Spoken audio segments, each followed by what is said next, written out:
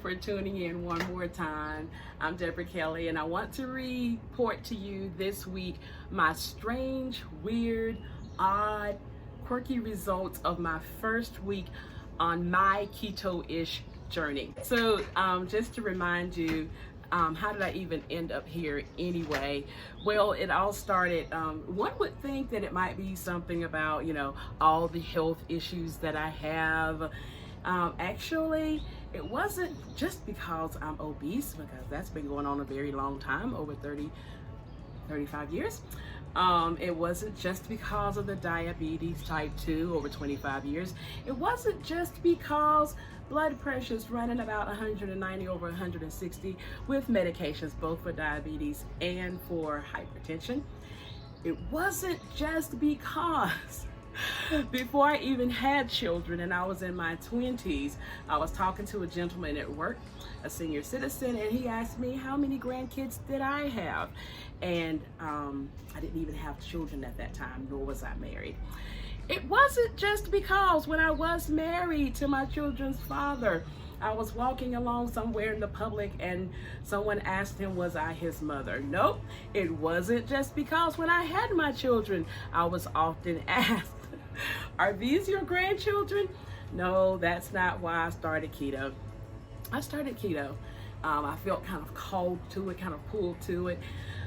Maybe as a last-ditch effort, maybe a sort of desperation, because I want to tackle all of the issues that I'm dealing with at one time. And I've tried lots of things, just like many of you may have if you had challenges with your weight or with your health. The last thing that got my attention, I already knew, but it was just a confirmation. I was doing a health assessment, a health age or a medical age assessment, and found out that I am 64 years old. 64, guys. Nothing wrong with being 64. Would love to be 64 one day. But there's something wrong with being 64. That makes me the age to be my mother's younger sister. There's something wrong with being 64 when I'm still in my 50s. So I really want to do something about this right now, because I'd like to live a little bit longer than that health age assessment did identify. Of course, I could drop dead anytime, just like any of you could as well. But if there's anything that I can do about it, if there's any discipline that I can rein in, if there's any type of way I can take charge of my own life, that's something that I would like to do. So that's why I started this, I call Keto-ish Journey. All right, so I'd like to report to you after 1 week of my Keto-ish Journey. I got on the scales, the same scales I weighed on in the beginning, and found that I had lost, according to those scales, a grand total of 24 pounds. Woo! No, that was not accurate. And I knew it. I knew it when I looked at it. I said, no, everything feels differently, but that is not a true reading. I don't know what's going on with these scales. So I walked around to the other side of the facility and found a different set of scales. And much to my chagrin, or much as I already knew, yeah, I lost 4 pounds. 4 pounds. 4 pounds that at first caused me to be a little bit sad, a little bit upset, a little bit miffed. Like, how can I be doing all of this? Because I went hard. I went in hard, guys. I didn't have cheat days. I went all the way. I did this thing. I went through. I challenged myself. I did things I've never done before. And 4 pounds. And it was around midnight when I got home from work that night, and I thought, I want to be discouraged, but I can't allow that, because if I do, then I may stop the journey before it actually gets started good. So later that night, 2 crazy things happened. I heard a strange sound. I heard a knock at the door. I heard an insistence come in, and I sat up in my bed and I said, no, I will not answer that door because I know who it is. It is Mr. Disappointment. And if I allow myself to get disappointed now, I'll be stopping before I've really even started. So I'm going to take those 4 pounds. I'm going to be happy about it. I'm going to be glad that I didn't gain any weight on my first week. I'm going to be glad that the scales moved somewhat. I'm glad that it really wasn't the 24 pounds, which would have signified probably a lot of water weight, only later on to plateau. So I shed. I like to say shed. I shed some unnecessary weight. I shed some fat. I'm glad about it. The second strange thing that happened that night was around 3:30 in the morning, rather. I woke up and I was like, what is that smell? There was this really high, annoying, fruity, citrusy, strange, putrid. I figured it out. I was in ketosis. That's the fruitiness. So that was another strange result. Number one, that I lost 4 pounds only with all that I was doing, living better, eating better, moving better than I've moved in 35 years. The second was that. The third, the second would be the ketosis fruity breath. The third, I have lost one of my chins. And I don't say that insignificantly. The way that I know is because I have this hair. I have this one hair, and it grows every few weeks. I'll cut it and it'll come back in a few weeks, and then I'll cut it. I know some people tweeze and some people have to shave, so I'm not complaining about it. It's actually been a kind of running joke in our family that I have this one hair. The thing is, someone noticed it, and no one has ever noticed it before. I guess because it's been tucked up in other chins. So I've lost a chin. I have shed a chin. I've also shed, which you can't see in this particular video, I'll show you later. I call it a dumble. Just crazy words, weird sense of humor. I lost one of my stomach dumbbells, one of the rolls there. So that was another strange result. I could tell because I could pull my pants up a little bit more. So that was a neat thing, and I was glad about that. My sleep also changed in just 1 week.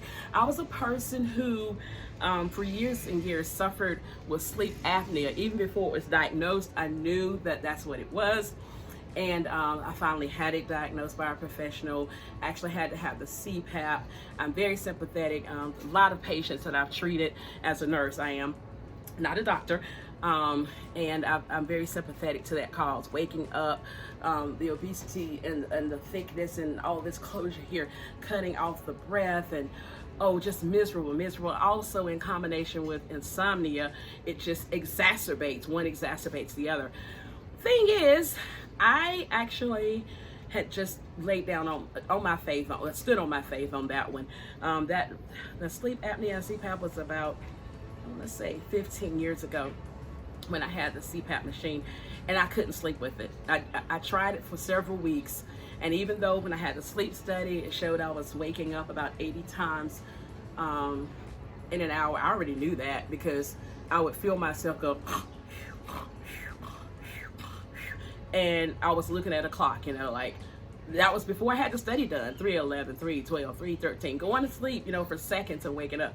So I knew that is not, that was just, even with the CPAP machine, I didn't feel it getting better, and I was extremely uncomfortable with the forced air, and I don't know. I just said to God, I know that they're telling me I'm probably gonna die very soon if I don't have this. But this is one time where I'm saying, God, if you don't heal me, I'm just gonna die because I can't do this. And I laid that machine down, never picked it up again. And for years, I actually received it as a miracle. And I'm not asking you to try any of these things. Yes, I am a preacher too, in addition to being a registered nurse, but I'm not offering you any professional counseling. I'm telling you about my personal testimony, and that things got better for many years. But I noticed this year when I gained those last 15 pounds, I blame COVID. I know there's something called the COVID-15. I can't imagine how I gained 15 pounds in 2 months since I didn't do anything differently. I've been the same weight for several years now, obese. And after I lost weight 8 years ago, I've been that same weight for years and years and years. But suddenly this spring, I gained 15 pounds in 2 months. Strange. But the sleep apnea is the point I'm getting to, came back. And the insomnia, another whole thing. The testimony, the thing that's strange and weird is that in 1 week's time, my sleep is sounder. I still have periods that I wake up during the night, maybe 3 or 4 times. Some of that is for urination, some of that is the insomnia, but it's nothing like it was years and years ago. And the sleep is sounder. When I go to sleep, I am asleep and I'm happy about it. Another thing that has changed very quickly is my urine. It is so clear. It is so non-sedimented. It is so almost water in color. I'm actually thinking I'm going to need to back down on my water intake. I was going for 16 servings per day. I felt that that was appropriate for my weight, for my size. 253 is where we're starting with this Keto-ish journey, and it just seems like it was perfect.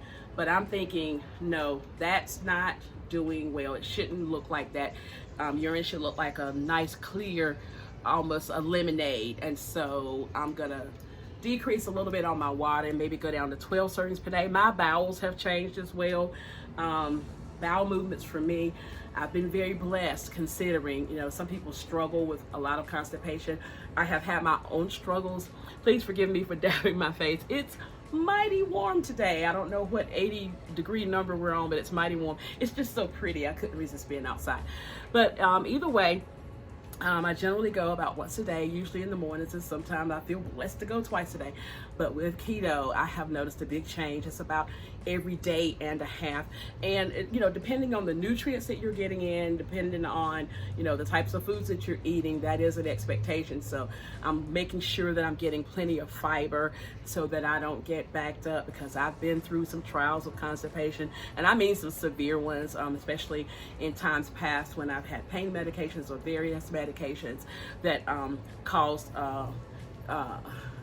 the motility to slow down in the gastrointestinal system. Money is a big thing that has changed, but I'm not gonna blame that on keto. It's not keto's fault.